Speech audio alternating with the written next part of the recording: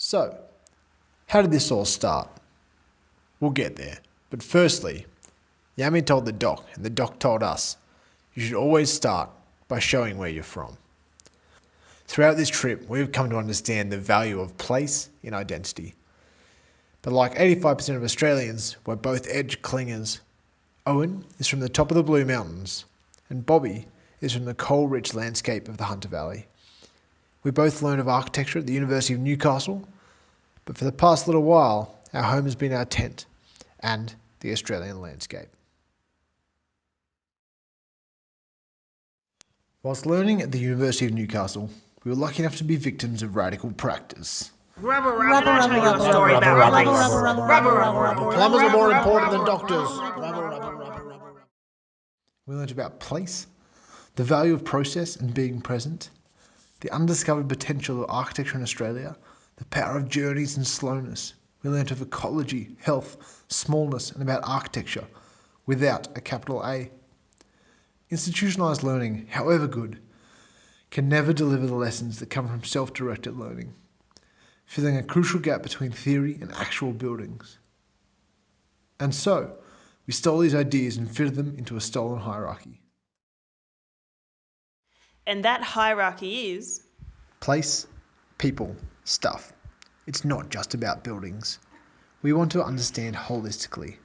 Architecture, or stuff, doesn't exist without place or people. So, we propose the grand section, alike the grand tours of Europe, but a section through the guts of the continent to discover our own country and create conversation around Australian architecture. We began to map the layers of Australia. The straight borders contrast dramatically with the Indigenous language map. Differences in thinking and in habitation illustrate themselves clearly. The 25th latitude becomes the arbiter of the journey, not preconceived ideas. So, what tools are we using? But don't worry, we're not cyclists. This is all about slowness. Bicycles remove any ability to go fast. Using the age-old method of learning, slow movement through country, we are able to observe, feel, stop, talk, and engage at will without any intermediary. Life and belongings are pared back to necessity. At each of the 21 stops across the girth, we stay for a week, breaking the mould of tourist. Locals are surprised that we want to stay so long. We meet locals and document perspectives of place, people, and stuff. At the end of the week, we hold an informal exhibition. Firstly, this makes us do work, but is mostly an exchange with the people who have given us their time. A genuine interest and reciprocation builds trust. Our audiences are generally broad, non-architectural, and at times illiterate. Our exhibitions are in public places and schools, presenting our thoughts and work, broadening the conversation around Australian architecture. So how do you communicate? A universal language of drawings and models. Cartoons are powerful, readily available, and tangible communicators. To produce our work, we have to make do with what's at hand. Usually, a caravan park camp kitchen, with all the frills. Producing drawings whilst other campers eat breakfast beside you is a powerful tool to create conversation and simply engage people. This removes the stereotype of bow-tie wearing architects and gives a tangible way to understand what architecture is about. We can be on the road for up to 10 days. We call it the in-between. The daily act of having to take refuge in landscape has proved invaluable and where we've learnt the most about life, landscape, and architectural principles. Having to understand the inherent and changing nature of wind, as well as mitigating dust, heat, sun and moon paths, as well as the tent's material properties to achieve ultimate performance has been our best professor yet. How does all this learning influence future practice? We're coming to understand the power and limits of our own agency, allowing us to know where we stand. On this trip, we meet real people who have grown up in radically different contexts, giving us holistic insight. So, with professional naivety, we will keep engaging in varied experience. No agenda, No judgment, just learning. As coastal dwellers, we rarely encounter the entirety of the built environment, from food production to waste management. We almost never see the third world conditions that exist on the fringes of our own country. The fringes are creeping further from the ground plane and the edges to our red centre. Central Australia, in many ways, is the fringe of our country. It is the edge of social justice, cultural awareness, and survival. It is crucial that we begin to explore and understand the nature of Australian inhabitation and the in-between. Design relies a lot on intuition and assumptions, but we have found the value of data in guaranteeing actual results. We test inside and outside temperatures and interrogate long-term locals, which often shakes ideas we had thought to be gospel.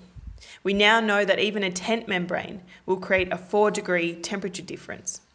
This testing has created a tangible link between university theory and actual buildings, something we had found lacking. We have learnt that buildings can play a key role in a town's identity, uniting people in a shared vision. Across the continent, beautiful and aspirational buildings hold cultural power. Pubs from the early 1900s dot forgotten main streets and still give pride to communities. As architects, this is familiar territory. Our agency here is clear. Public buildings deserve to be beautiful and aspirational, even if it's just a parapet. A building's site goes beyond the surveyor's pegs. It exists within a broader ecology of people and landscape. The ecology a site sits in is linked to another ecology and another, an interconnectedness that crosses continents. In her book, Central Australian author Kim Mahood states, "To know the geography of a place is to know why we have always made stories in which our own human stuff is indivisible from the stones and creeks and hills and growing things." We think this is crucial to architecture. Whilst we may be focused on cities and the Cushy Coast, there is incredible opportunity for agency across Australia's girth. Whilst the beaches may be dominated by million-dollar houses, the deserts are becoming ever more dominated by dongers. Big opportunities for creative and critical thinking, which architects are trained for, exist for huge sections of inland Australia.